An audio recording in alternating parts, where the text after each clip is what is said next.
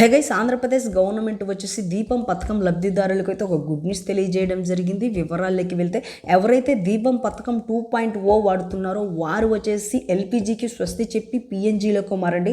మీకు వచ్చేసి 2400 రూపాయలు గవర్నమెంట్ అయితే ఆర్థిక సహాయం చేయడం జరుగుతుంది 6 విడతల్లో వచ్చేసి. అయితే దీనికి అర్హులు ఎవరంటే దీపం స్కీమ్ కింద వచ్చేసి మీరు ఎల్పిజి కనెక్షన్ అయితే తీసుకొని ఉండాలి. ఆ తర్వాత వచ్చేసి మీ దగ్గర ఉన్నటువంటి ఎల్పిజి కనెక్షన్కు సంబంధించినటువంటి వస్తువులు అయితే వారికి అప్పగించాలి. ఆ తర్వాత మీకు వచ్చేసి పిఎన్జి కనెక్షన్ అయితే గవర్నమెంట్ ప్రొవైడ్ చేయడం జరుగుతుంది. ఈ పిఎన్జి కనెక్షన్కి ఎల్పిజి కనెక్షన్కు తేడా ఏమిటంటే పిఎన్జి కనెక్షన్ అనేది పర్యావరణ సురక్షితంగా ఉంటుంది.